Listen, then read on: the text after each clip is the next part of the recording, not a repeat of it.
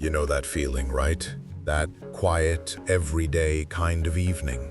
The house is a little too still. The TV's just humming in the background, making noise more than anything else. Maybe you're folding laundry or scrolling on your phone, half-listening life. And then, in one single brutal flash, everything you thought you knew, every solid piece of your reality shatters into a million tiny, impossible pieces. That's exactly what happened to Sarah on a Tuesday evening, a completely normal Tuesday, 8 years after her husband, Mark, had died. Gone, buried. 8 long years. The kind of years that blur together, where the sharp edges of grief eventually soften, leaving behind a dull ache, a quiet absence. She'd learned to live with it. She'd rebuilt a life, brick by painful brick. And then, there he was, on the TV screen, clear as day. It wasn't a trick of the light, it wasn't a shadow, it wasn't some stranger who just happened to look a bit like him from a distance. No, this was him. Every curve of his smile, the way his dark hair fell just so across his forehead, the little scar above his left eyebrow from that stupid bike accident when they were teenagers. It was Mark. Her Mark. He was standing outside what looked like a courthouse, surrounded by microphones, talking to reporters, looking older maybe, a little heavier, but undeniably, terrifyingly alive. The news banner scrolled across the bottom of the screen. Local businessman testifies in landmark fraud case. And right there, beneath his image, was a name. A name that wasn't Mark. Sarah's breath hitched in her throat, a soundless gasp that felt like a punch to the gut. The laundry basket tumbled from her lap, clothes scattering across the living room floor. Her eyes, wide and unblinking, were glued to the screen. Her heart began to pound, a frantic, desperate drumbeat against her ribs, echoing the terrified whisper in her mind. No, this isn't real. It can't be real. Because Mark died in 2010. She'd been there. She'd held his hand. She'd kissed his cold forehead. She'd buried him. But now, here he was, on the news, looking directly into the camera, smiling a calm, almost serene smile, as if he hadn't just ripped her entire world apart all over again. To understand the absolute, bone-chilling horror of that moment, you have to understand who Mark was to Sarah. You have to understand the decade of life they built, the dreams they shared, and the utterly devastating way it all ended. Sarah and Mark, they were one of those couples, the kind you see in movies, or maybe just in your own rearview mirror laughing about nothing as they drive away. They met at a tiny, run-down coffee shop during their first year of college. Sarah was buried in a textbook, trying to make sense of something impossibly dull. Mark, who worked there part-time, came over with a free muffin and a grin that could melt glaciers. He said, "You look like you need sugar and a smile. I've got both." And that was it. Just like that. They were inseparable after that day. They studied together, pulling all-nighters fueled by cheap coffee and even cheaper pizza. They went on adventures, mostly low-budget, high-fun road trips in Mark's beat-up old sedan. They'd drive for hours with the windows down, singing along to terrible 1990s pop songs, the wind whipping through Sarah's long blonde hair, Mark's hand always finding hers on the gear stick. Mark had this incredible energy. He was an optimist through and through, always saw the best in people, always found the silver lining, even when life threw its worst punches. Sarah, a bit more reserved and practical, loved him for it. He was her balance, her light, the one who could always make her laugh even when she felt like crying. He taught her to loosen up, to take chances, to believe that good things were always just around the corner. They built their life in a small town, the kind with one main street, a local diner that served the best pie, and neighbors who actually knew your name. It was simple, quiet, exactly what they both wanted. Mark became a high school history teacher, igniting a love for the past in reluctant teenagers. He'd come home every day, full of stories, mimicking his students, making Sarah double over at the dinner table. He was passionate, dedicated, and genuinely loved what he did. Sarah worked at the local library, surrounded by the quiet comfort of books, occasionally helping Mark research some obscure historical fact for his lessons. Their evenings were filled with shared meals, long walks under the stars, planning dream vacations they could barely afford, and just being together. They talked about everything, their hopes, their fears, their future. They wanted kids, maybe two, a little house with a big garden, normal, beautiful, ordinary dreams. Their home was small but filled with warmth. Photos adorned the fridge, goofy selfies, a picture from their wedding day where Mark looked impossibly handsome in his ill-fitting suit, Sarah's veil slightly askew. Little trinkets they'd collected from their road trips scattered around, each one a tiny memory. The smell of Mark's favorite coffee brewing in the morning, the sound of his laughter echoing through the rooms. These weren't just details, they were the very fabric of Sarah's existence, the tapestry of her happiness. And then, one ordinary afternoon, that tapestry was ripped apart, without warning, without a chance to say goodbye. It was October 14th, 2010, a Thursday. The kind of day that starts out gray and just gets darker. It had been raining since morning, a cold, relentless drizzle that turned the road slick and shiny like black mirrors. Mark had called Sarah around 5:30 p.m. He was just leaving the school. He sounded tired but happy. "I'm swinging by the grocery store," he'd said, his voice crackling a little over the bad reception. "We're out of milk, and honestly, I really want some ice cream. Vanilla or chocolate?" "Chocolate," Sarah had laughed. "Always chocolate." "You got it. See you in 20 minutes. Love you." "Love you too." That was it. The last words, the last time she would hear his voice. "See you in 20 minutes." 20 minutes passed, then 30, then an hour. Sarah wasn't worried at first. Traffic in the rain could be a nightmare. She started dinner, spaghetti, Mark's favorite. She chopped onions, the smell filling the kitchen, humming a tune to herself. But when the clock hit 7 p.m., a small knot of anxiety started to tighten in her stomach. She called his phone, straight to voicemail. She tried again 5 minutes later. Voicemail. By 8 p.m., she was pacing the living room, looking out the window at the rain slashing against the glass. Every pair of headlights that swept across the driveway made her heart jump, only to sink when the car kept driving past. Then, at 8:45 p.m., she saw lights that didn't pass, but they weren't the warm yellow headlights of Mark's sedan. They were flashing, red and blue, strobing against the wet trees in the front yard. When Sarah opened the door, she found 2 police officers standing on her porch. They weren't wearing their hats. They looked uncomfortable, shifting their weight from foot to foot.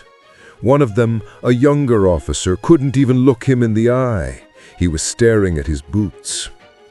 The older officer took a breath. It was a heavy, wet sound. "Mrs. Miller?" You don't hear the words after that. You think you will, but you don't. Your brain protects you. It shuts down. Sarah remembers seeing the officer's mouth moving. She remembers the rain hitting his shoulder patch, but the sound was like she was underwater. Accident, slippery road, lost control, embankment, fire.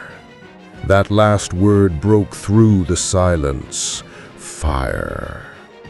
Mark's car had skidded off the old bridge just outside of town. It had crashed into the ravine below, and it had caught fire. Intense fire. There wasn't much left. They identified the car by the license plate. They identified Mark. Well, they identified what they could. The days that followed were a blur of black clothes and hushed whispers. She moved through them like a ghost in her own life. She had to identify personal effects found near the wreckage, a charred fragment of a wallet, a watch, the metal twisted and scorched but still recognizable as the anniversary gift she'd given him 2 years prior. The watch had stopped at 6:12 p.m. The funeral was a closed casket. The funeral director, a kind man with soft hands, had gently suggested it. "It's better this way," he had said. "Remember him as he was." So she did. She stood by that polished mahogany box in the pouring rain, because of course it was raining, and said goodbye to the love of her life. She stared at the wet dirt, feeling like she was being buried right along with him. The grief wasn't a wave, it was an ocean, and she was drowning in it. The first year was the hardest. Every corner of the house screamed his name. His toothbrush was still in the holder. His shoes were still by the door, waiting for feet that would never walk in them again. Friends came by with casseroles and pitying looks, but eventually they stopped coming. They went back to their lives. Sarah was left alone in the silence. She stopped sleeping in their bedroom. It was too big, too empty. She slept on the couch for 6 months, the TV on all night, just to have some noise, some light to keep the shadows away. But humans are resilient. We are built to survive, even when we don't want to. Slowly, agonizingly, Sarah began to function again. By 2013, she could say his name without crying. By 2015, she had finally packed his clothes into boxes and donated them, keeping only his favorite college hoodie, the one that still smelled faintly of his cologne. She went back to work at the library. She started a book club. She even went on a couple of dates in 2017, though they didn't go anywhere. No one was Mark. No one had his laugh. No one understood her the way he did. But she was okay. She had found a new normal. She had accepted that Mark was gone, a beautiful chapter of her life that had ended too soon. She had made peace with the ghosts. Or so she thought.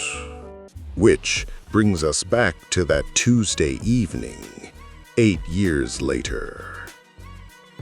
Sarah was standing in her living room, the laundry forgotten on the floor, her knuckles white as she gripped the back of the sofa. The silence of the house was deafening now, heavier than it had ever been in the last decade. On the screen, the news anchor was speaking, her voice professional and crisp. The trial of pharmaceutical CEO Julian Thorne took a surprising turn today with the testimony of a key witness, Mr. David Vance. The camera zoomed in on the witness, David Vance. That was the name on the screen, David Vance. But Sarah knew that face. She knew the way his eyes crinkled at the corners. She knew the way he tilted his head when he was listening. She knew the tiny, almost invisible chip in his front tooth from when he fell on the playground in 3rd grade. She could see it right now, in high definition. This David Vance was wearing an expensive gray suit, something Mark never would have owned. He looked polished, wealthy, confident. But it was him. It was Mark. Sarah scrambled for the remote, her hands shaking so badly she dropped it twice. She finally grabbed it and turned the volume up, way up, until the voice filled the room. "Mr. Vance," a reporter shouted from the crowd on the TV, "how long have you known about the embezzlement?" The man on the screen paused. He looked directly at the camera. For a split second, it felt like he was looking right through the lens, across the miles, right into Sarah's living room, right into her soul. "I've been working with the company since 2011, the man said. Sarah froze. Her blood ran cold. 2011, the year after Mark died. The voice. It was deeper, maybe a little rougher, but it was his voice. The cadence, the rhythm, it was the voice that had whispered, "I love you," before he hung up the phone on that rainy night. Sarah fell to her knees. The world was spinning. "It's not possible," she whispered to the empty room. "I buried you. I have your watch. I have your death certificate." She crawled toward the TV, touching the screen, her fingers tracing the face of the stranger who wore her dead husband's skin. If this was Mark, who was in the coffin? And if this was Mark, where had he been for 8 years? And why was he calling himself David Vance? Panic, sharp and jagged, began to replace the shock. Sarah grabbed her laptop. She needed to know. She needed to find this David Vance. She typed the name into the search bar, her fingers flying across the keys. She didn't know it yet, but she was about to open a door that should have stayed closed. She was about to pull a thread that would unravel not just Mark's death, but her entire life. Because the man on the screen wasn't just a witness in a fraud case. He was involved in something much, much darker. And by recognizing him, Sarah had just put a target on her own back. Sarah didn't sleep that night. How could she? The sun came up, painting the living room in cold, gray light, but Sarah hadn't moved from her spot at the kitchen table. Her eyes were red, dry, and burning. Her laptop was hot to the touch, the fan whirring like a tiny, exhausted engine. Surrounding her were empty coffee mugs and a scattering of printed pages, photos, articles, timelines. She had spent the last 8 hours tearing the internet apart, looking for David Vance. And she had found him. Oh, she had found him. According to the web, David Vance was a risk management consultant based in Chicago. He was wealthy. He was respected. There were photos of him at charity galas, shaking hands with senators, cutting ribbons at new buildings. He looked good. He looked healthy. He looked happy. But here was the thing. Here was the detail that made the hair on the back of Sarah's neck stand up. David Vance didn't exist before 2011. There was no college graduation photo, no high school yearbook entry, no social media footprint from the mid-2000s. It was like he had simply popped into existence, fully formed, in January 2011, 3 months after Mark's funeral. Sarah picked up 2 photos she had printed out. One was a blurry picture of Mark from a camping trip in 2008. He was laughing, squinting into the sun. The other was a high-resolution headshot of David Vance from a business website. She took a red marker and circled the left eyebrow on both pictures. On Mark, there was that faint, jagged white line, the bike accident scar. On David, high definition and undeniable, was the exact Same line. Sarah dropped the pen. It clattered loudly on the table, shattering the silence. She felt sick. Not the kind of sick you get from the flu, but a deep, trembling nausea that starts in your bones. If this was Mark, that meant the last 8 years were a lie. The funeral was a lie. Her grief was a lie. The night she spent screaming into her pillow, begging for him to come back. He was alive. He was somewhere else. He had chosen to be somewhere else. Why? Was it her? Did he hate their life that much? Was the happy marriage just a delusion she had built up in her head? No. She knew love when she felt it. Mark loved her. She knew it in her gut. So if he left, he didn't do it because he wanted to break up. He did it because he had to? She grabbed the file box from the bottom of her closet, the bad box, the box she hadn't opened in years because it hurt too much. Inside were the police reports, the death certificate, the accident photos. She flipped through the yellowing pages of the police report. Her hands were shaking so bad the paper rattled. Victim, Mark Miller.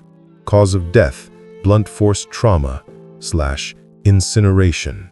Identification, personal effects, dental records. Wait. She stopped. She stared at the words, dental records. She remembered that week. She remembered the chaos. Had they actually used dental records? Or had the coroner just assumed? Mark hadn't been to a dentist in 3 years before he died. He hated them. His records would have been old, maybe even from a different town. She scanned the report again. Due to the severity of the fire, positive visual ID was impossible. Identification confirmed via vehicle registration and recovery of personal items, watch, wallet. And then in small print at the bottom, preliminary dental match consistent with victim's age and history. Consistent with. Not a match, just consistent. Someone had been sloppy, or someone had been paid to be sloppy. Sarah stood up.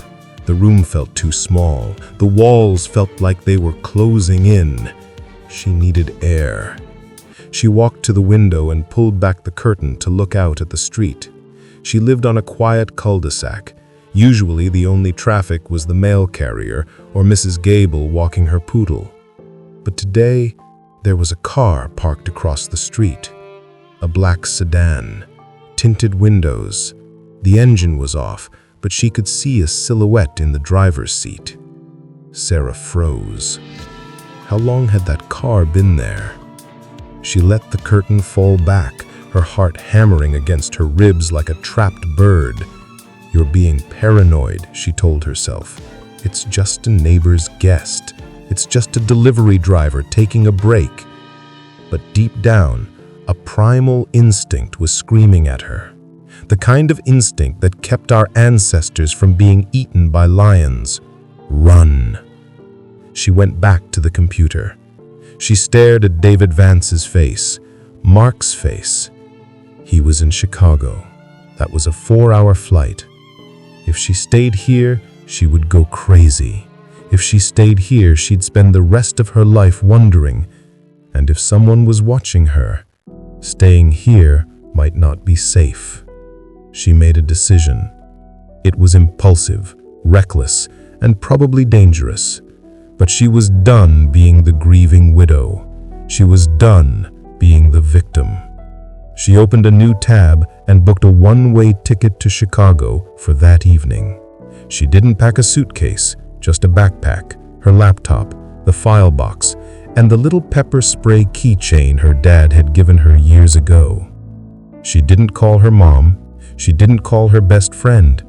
She felt like saying it out loud would make it real, and if it was real, it was dangerous. She ordered a taxi to the airport. When it arrived, she took one last look at her house. The house Mark had bought. the house filled with memories of a ghost who was currently living it up in the Windy City. "I'm coming for you, Mark," she whispered to the empty hallway. As she walked out the front door and climbed into the taxi, she glanced across the street. The black sedan was still there, and as the taxi pulled away, she watched in the rearview mirror. The black sedan turned its engine on, and slowly, deliberately, it pulled out and began to follow. The taxi ride to the airport was a blur of white knuckles and checked rearview mirrors. Every time the driver changed lanes, Sarah held her breath. Every time they slowed down for a red light, she expected the black sedan to pull up alongside them, for a window to roll down, for, well, she didn't know what. A gun, a warning, a face she knew. But they made it to the terminal. Sarah paid the driver with shaking hands, overtipping him just to get out of the car faster. She grabbed her backpack and vanished into the crowd of travelers. Airports are strange places. Usually they are places of excitement or boredom. Today, for Sarah, it was a maze of threats. She felt exposed. She pulled her hood up, keeping her head down, scanning the faces around her. Was that man in the gray coat watching her? Why was that woman on the phone looking in her direction? Paranoia is a heavy coat to wear. It makes you sweat. It makes your muscles ache. She got through security without incident. She boarded the plane, took a window seat, and stared out at the tarmac until the wheels left the ground. Only when they were 30,000 feet in the air, suspended above the clouds, did she finally exhale. She was safe, for now. No one could get her up here. The flight to Chicago was short, but it felt like a lifetime. Sarah spent the time staring at the photo of David Vance on her phone screen. She zoomed in on his eyes, Mark's eyes. She remembered looking into those eyes on their wedding day. She remembered the way they crinkled when he told a bad joke. How could a man just delete himself?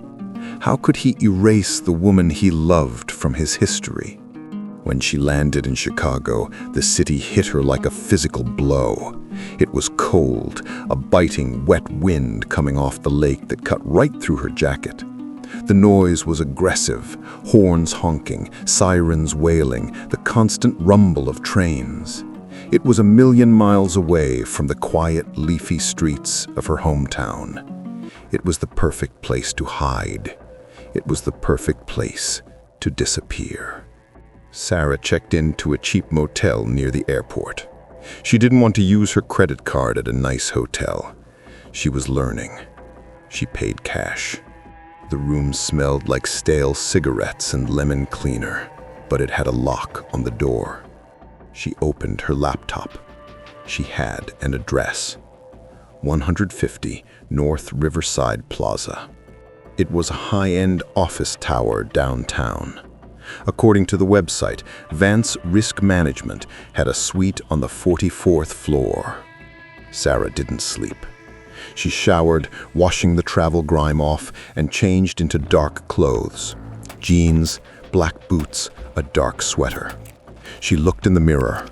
The woman staring back looked tired. Her eyes were rimmed with dark circles. Her skin was pale, but there was a fire in her eyes that hadn't been there yesterday. The grief was gone, replaced by a cold, hard determination. She took the train downtown. Standing at the base of 150 North Riverside, Sarah felt tiny. The building was a monolith of glass and steel, jutting into the gray sky like a jagged tooth. It screamed money.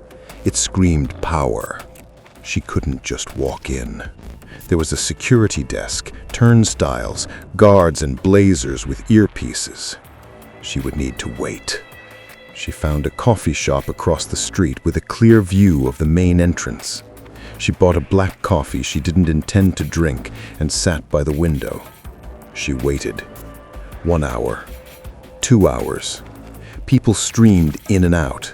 Suits, briefcases, faces buried in phones, the rhythm of the corporate world.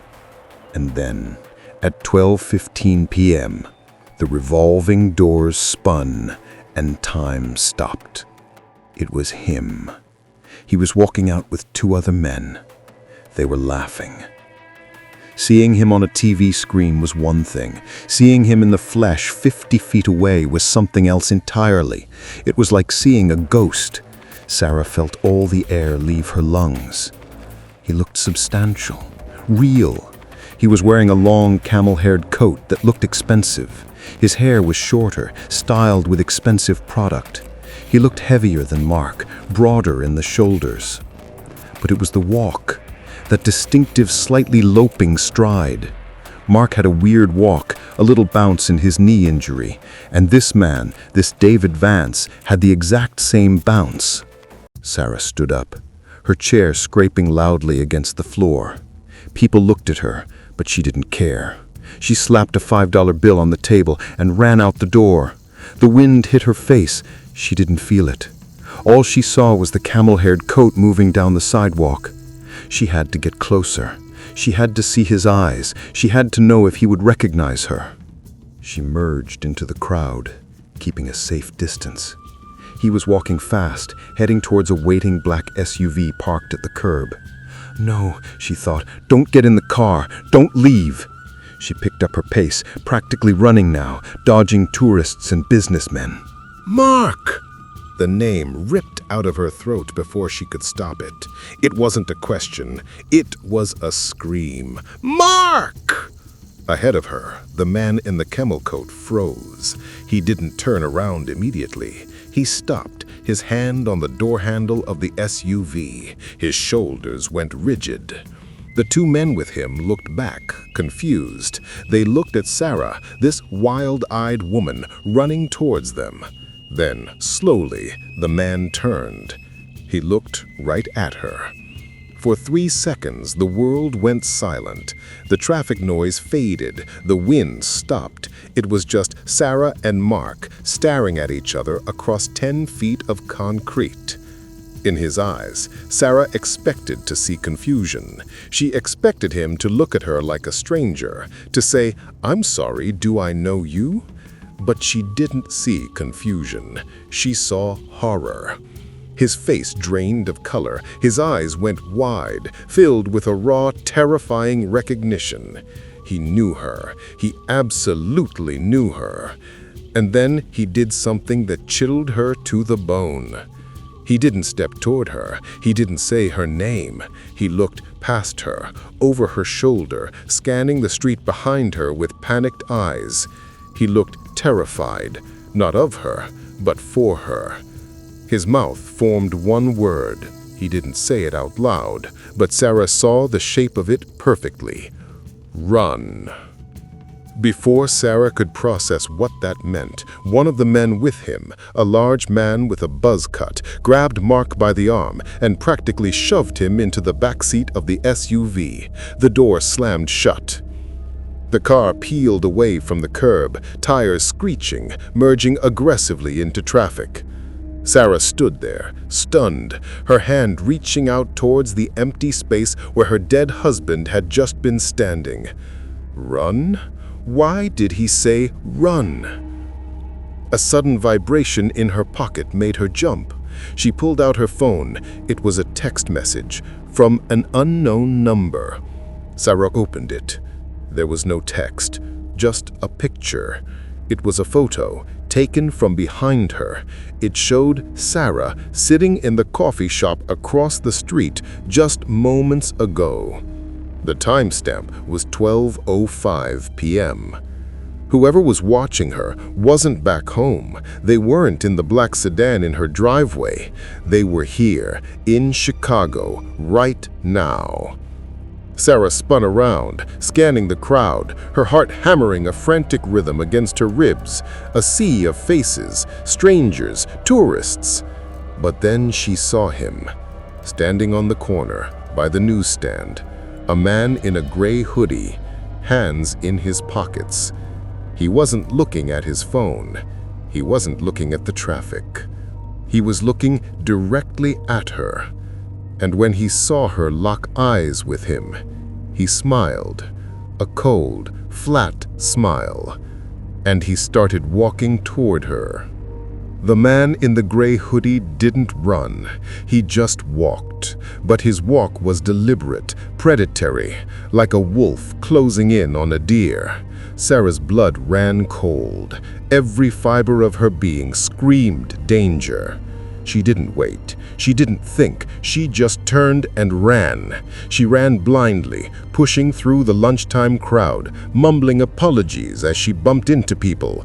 The chill wind off the lake whipped around her, but she barely felt it.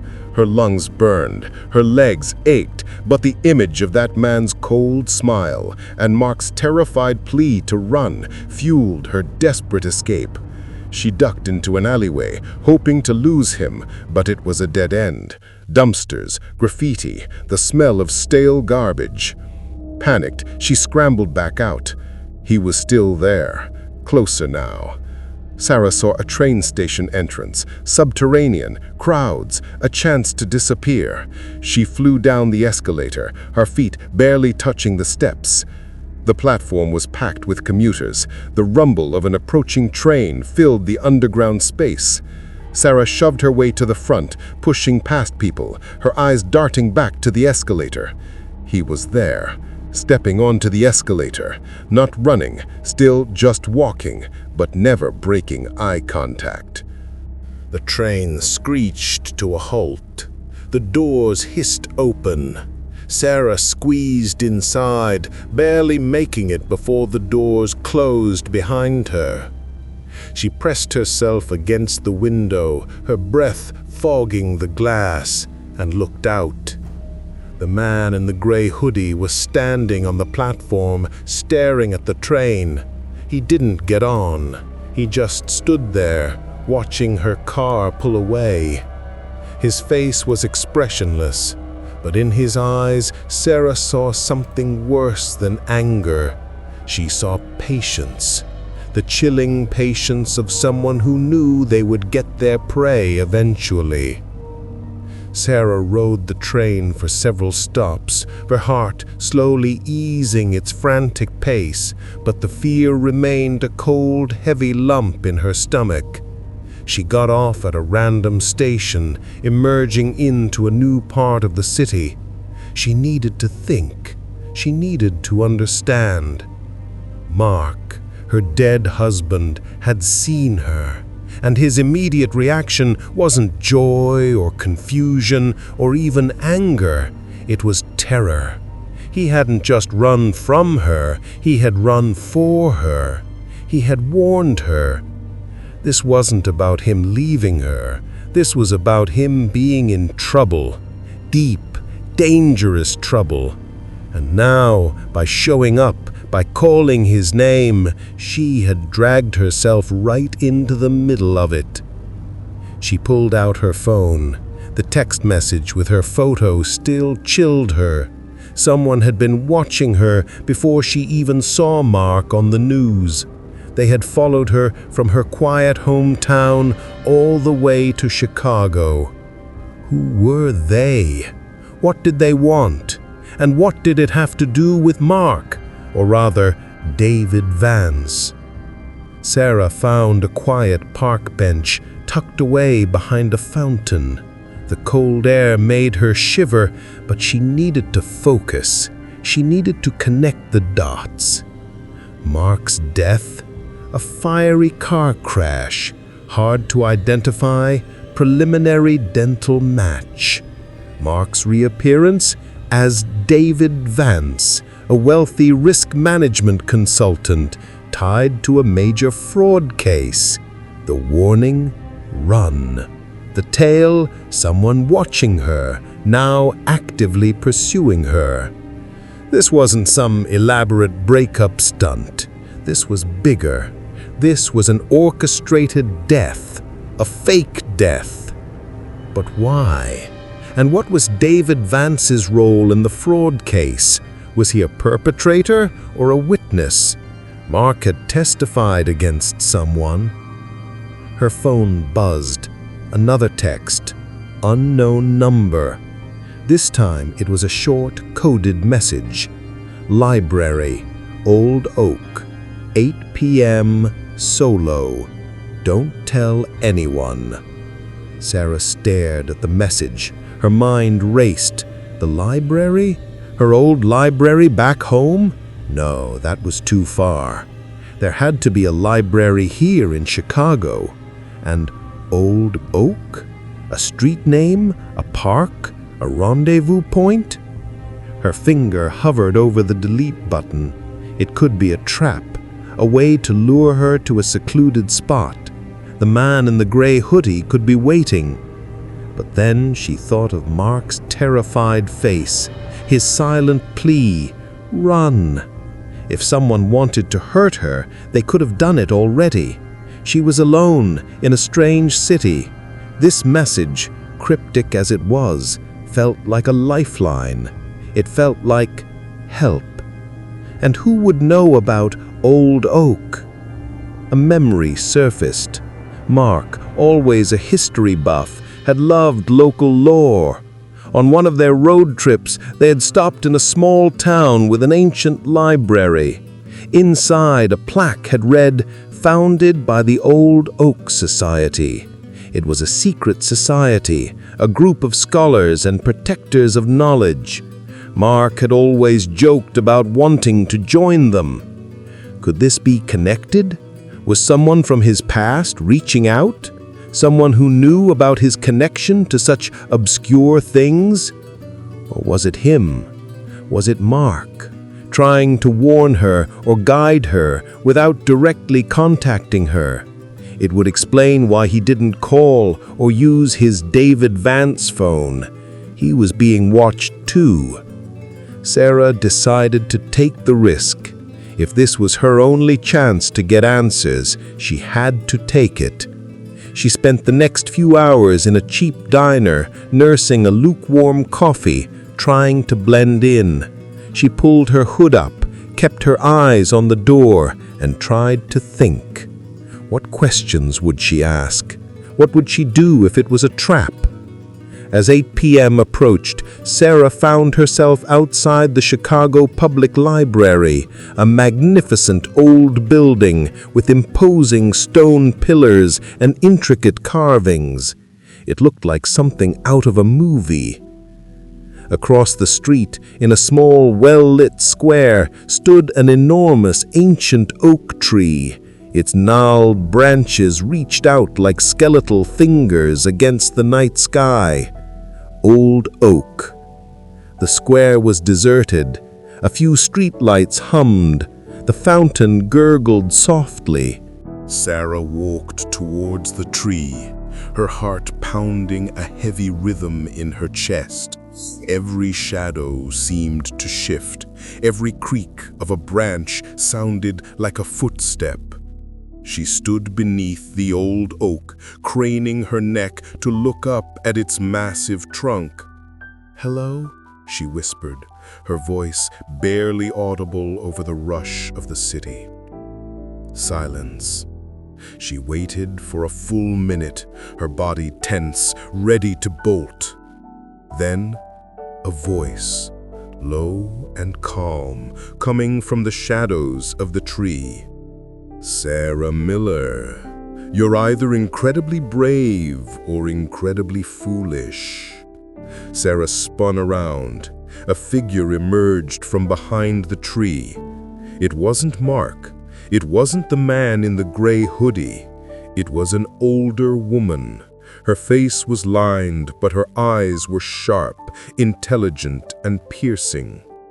She wore a simple dark coat, but her posture was straight, almost regal. She looked familiar, but Sarah couldn't place her. "Who are you?" Sarah demanded, her hand instinctively going to her pocket where her pepper spray lay. "My name is Eleanor Vance," the woman said, stepping fully into the light. "And I am David Vance's mother." Sarah stared. Eleanor Vance, the woman who had just revealed herself as Mark's mother. But Mark's mother died years ago, Sarah stammered, confused. She was a librarian in Ohio. I met her once. Eleanor Vance's lips twitched, a hint of a sad, knowing smile. No, dear, she said softly.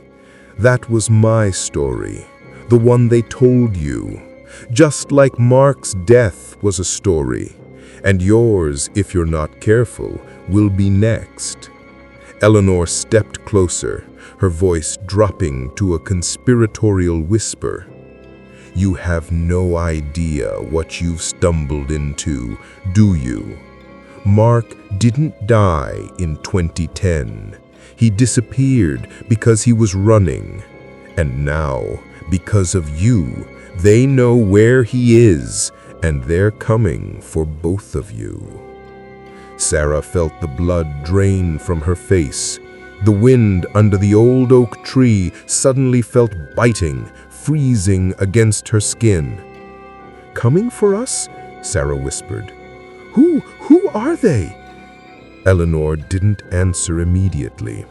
Instead, she grabbed Sarah's arm. Her grip was surprisingly strong, like iron bands wrapped in velvet. We don't have time for the 20 questions game, Sarah. That man you saw, the one in the gray hoodie, he's not a mugger, he's a cleaner, and right now, you're the mess. She pulled Sarah toward a nondescript gray sedan parked in the shadows of an alleyway. Get in, now. Sarah hesitated. Every instinct she had was screaming. She was about to get into a car with a stranger who claimed to be the mother of a man who didn't exist. But then she thought about the gray hoodie. She thought about Mark's terrified face, mouthing, "Run." She got in. As the car merged into the Chicago traffic, Eleanor didn't turn on the radio. She didn't look at Sarah. She drove with precise, calculated movements, constantly checking the rear-view mirror. You want to know the truth? Eleanor said, her eyes fixed on the road. You think Mark was just a high school history teacher. You think he was just a guy who liked vanilla ice cream and bad pop songs. Sarah stared at the side of Eleanor's face. That's exactly who he was. Eleanor let out a dry, humorless laugh. That was the cover, Sarah. Mark was brilliant. He had a mind for patterns, numbers. He wasn't just teaching history. He was analyzing data for a private firm on the side. Just some extra cash, he thought, until he found the anomaly. Sarah listened, her hands gripping the seatbelt. The world she knew was peeling away layer by layer. He found money moving, Eleanor continued. Dirty money, cartel money being washed through local government contracts. He tried to do the right thing. He went to the police, but he didn't know the police were on the payroll. Sarah gasped. The accident? The bridge? A setup, Eleanor confirmed. They cut his brake lines. They waited for him on that bridge. He survived the crash by a miracle, crawled out of the ravine before the car exploded. But he knew if he went home, if he went back to you, they would just come to the house and finish the job, and they wouldn't leave any witnesses. That means you would be dead too. Tears welled up in Sarah's eyes. So he just left me? To save me? Eleanor said, It came to me. I specialize in disappearing people. People who fall through the cracks of the system. I gave him a new name, a new face, a new history. David Vance was a real man who died in 1995. Mark stepped into his shoes. And you? Sarah asked. You're not his mother. I'm his handler. But over 8 years, you get attached. He's a good man, Sarah. He spent every day of the last 8 years trying to build a case, trying to bring these people down so he could finally come home to you. Sarah looked out the window. The city lights blurred into streaks of gold and red. He hadn't abandoned her. He had been fighting for her. For 8 years. But why now? Sarah asked. Why was he on TV?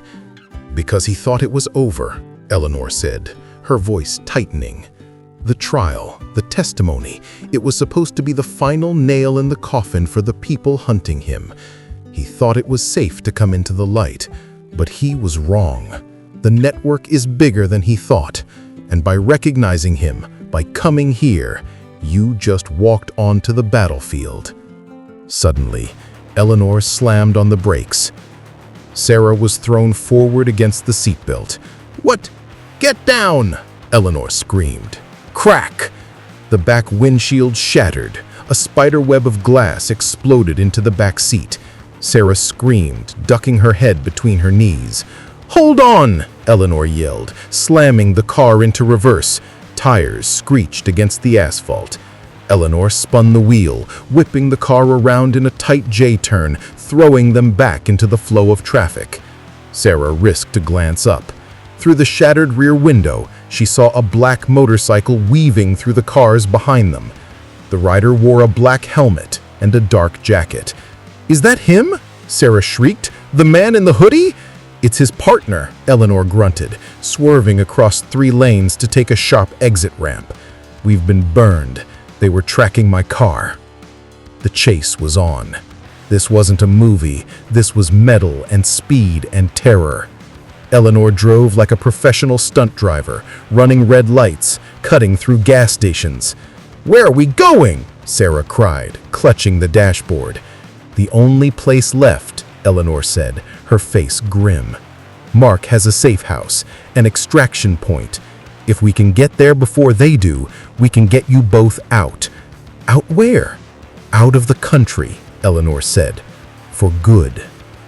Sarah's heart stopped. Leave the country? Leave her life? Her home? Everything? But then she looked in the side mirror. The motorcycle was gaining on them.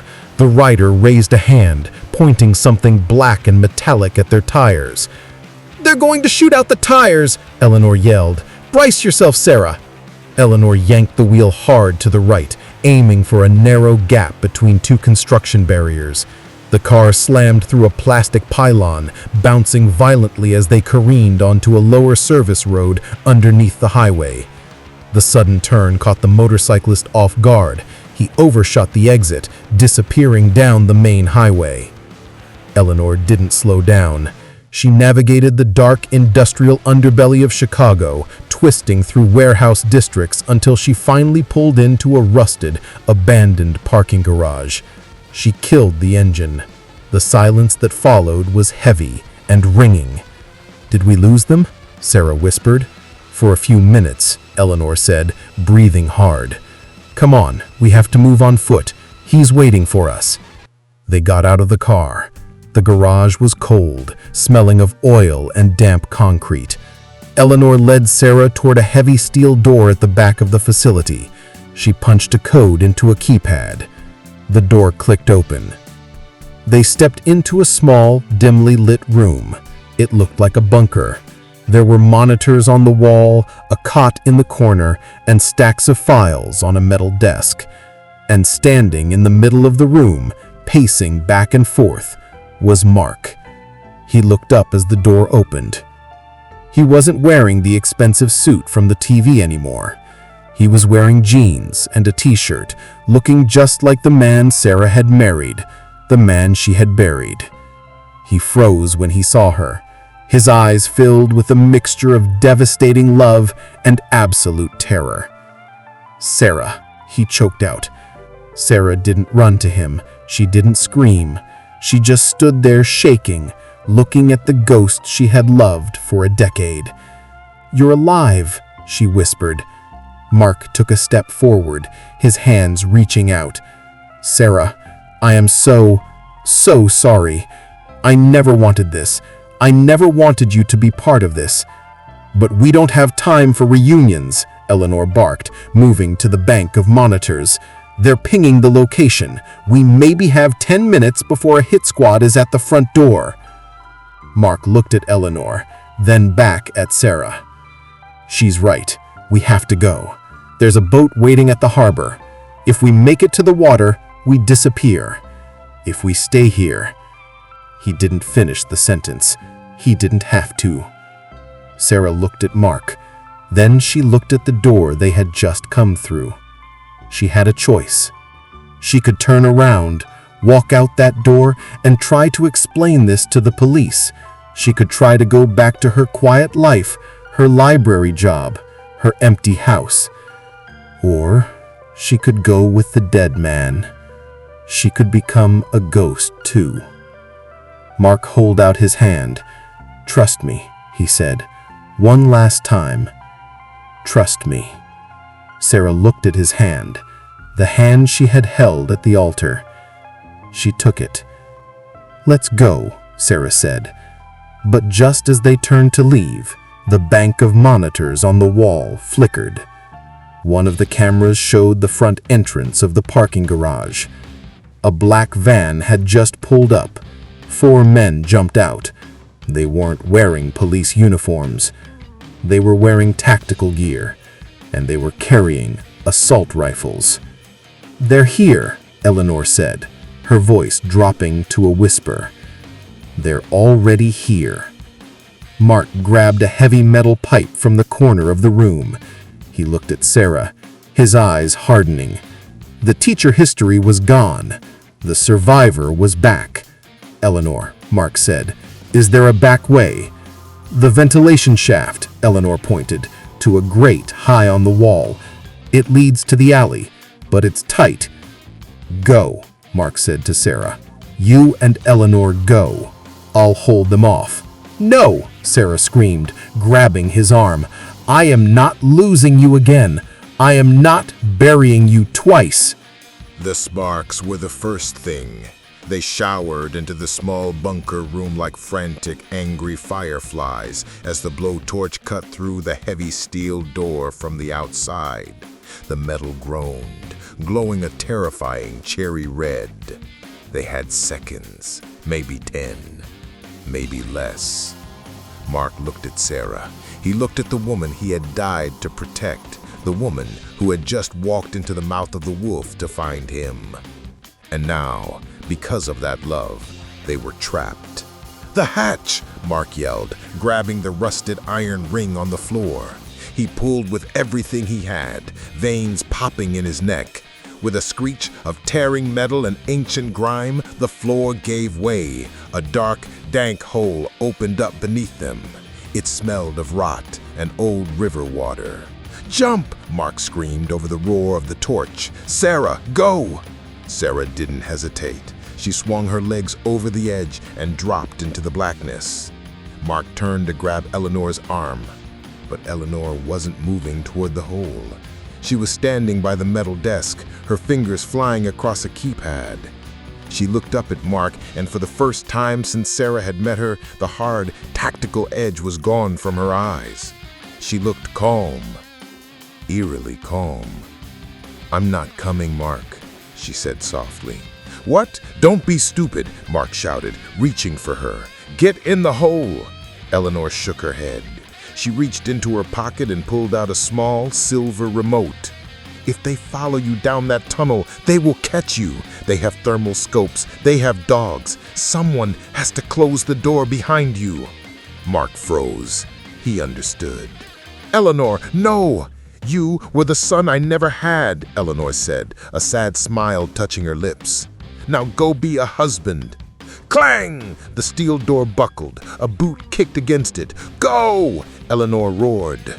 Mark screamed in frustration, a sound of pure agony, and jumped into the darkness. As his feet hit the wet mud next to Sarah, the world above them ended. Boom! The tunnel shook violently. Dust and chunks of concrete rained down on them, choking the air.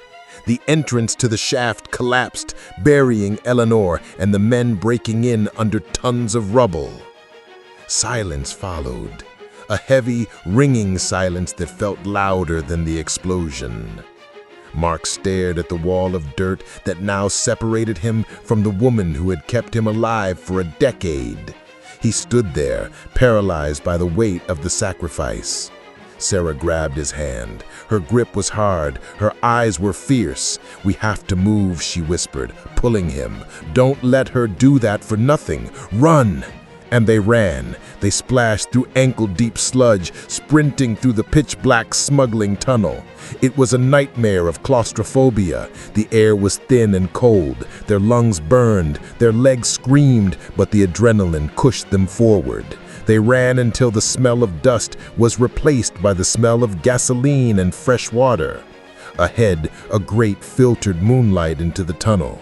Mark kicked it out with a grunt of effort. They crawled through, tumbling out onto a rotting wooden dock hidden beneath a massive highway overpass. The Chicago River flowed silently before them, black and oily. And there, bobbing in the water, was their lifeline. A small, beat-up fishing boat. "Get in!" Mark gasped. They scrambled over the railing. Mark turned the key. Chug, chug, chug. Click! The engine sputtered and died. Sarah's eyes went wide. The silence of the night rushed back in. "You have got to be kidding me." "Flooded," Mark hissed, trying again. "Come on, come on!" High above them, tires screeched on the overpass. Doors slammed. "There!" a voice shouted from the bridge. "I see movement!" Beams of high-powered flashlights cut through the darkness, sweeping the water. One beam hit the boat. It hit Sarah's face, blinding her. "Take the shot!" Zip! Splash. A bullet hit the water inches from the hull. Then another. Sparks flew off the metal railing near Mark's hand. Mark roared in frustration, slamming his fist against the dashboard and twisting the key one last time. Roar! The engine caught. It screamed to life, spewing black smoke. Mark slammed the throttle forward. The nose of the boat lifted out of the water like a rearing oars. They shot out from under the bridge, the engine howling, just as the water behind them erupted in a hail of gunfire. They didn't look back. They drove past the skyscrapers of Chicago, the city looking like a fortress of light against the night sky. They drove until the lights faded. They drove until the fuel gauge hovered on empty. They drove until they were nothing but a tiny speck in the vast, terrifying darkness of Lake Michigan. 6 months later, the police in Chicago eventually closed the case. They found the collapsed bunker. They found traces of a firefight. They found the body of an older woman buried in the rubble. But they never found a trace of David Vance. And they never found Sarah Miller. The news cycle moved on. The landmark fraud case fell apart without its key witness. The world kept turning. Sarah's mother, back in her quiet house, still kept the porch light on, just in case. One morning, she opened her mailbox. Inside was a single postcard. It had no return address, no message, no signature. It was just a picture, a bright, colorful photo of a double-scoop ice cream cone against a blue ocean. 1 scoop chocolate, 1 scoop vanilla. Sarah's mother stared at the card. Her hands trembled, and then she smiled. She put the card in her pocket, walked inside, and turned off the porch light. Thousands of miles away, in a small coastal town where the streets are made of cobblestone and the air smells of salt and lemons, a small bar was opening for the day. A man was wiping down the tables. He was tan, looking younger than his years, despite the gray in his hair and the faint scar above his left eyebrow. "Hey," a woman called out from behind the bar. She walked over, carrying 2 coffees. Her hair was lighter, her skin bronzed by the sun. She looked happy, truly, deeply happy. "Coffee's ready," she said, handing him a mug. "Thanks," he said, taking her hand. "Ready to open?" "Ready," she said. Mark and Sarah Miller died in 2010. David Vance disappeared in 2018. The 2 people standing in that bar didn't have names. They didn't have passports. They didn't exist on any database in the world.